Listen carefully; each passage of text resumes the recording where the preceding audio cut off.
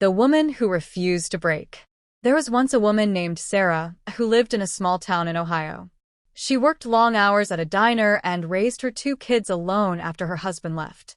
Life was never kind to her, but she never gave up.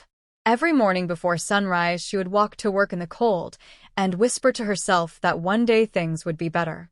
Sarah had no money for college and no family to help her. Still, she dreamed of becoming a nurse. She wanted to help people because she knew what pain felt like. She would look at the patients who came to the diner from the nearby hospital and imagine herself in their white uniforms helping others heal. For years, she saved every single dollar she could. She skipped new clothes and birthdays for herself. She even skipped meals so that her children could eat better. Her hands were tired and her back ached, but her eyes never lost that quiet hope. She was the kind of woman who would rather break her bones than break her promise to her children. One night, after work, she found an old brochure in a trash bin behind the diner. It was from a local nursing program that offered evening classes. She took it home and read it again and again. The tuition was high, and it looked impossible, but she decided that impossible would no longer be her word. She applied the next week, using every bit of her savings. The first months were hard.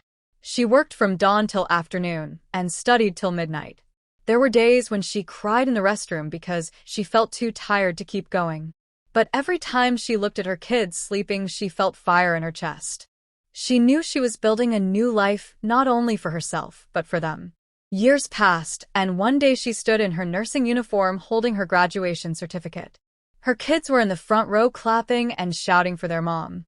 The same woman who once cleaned tables and washed dishes was now a registered nurse.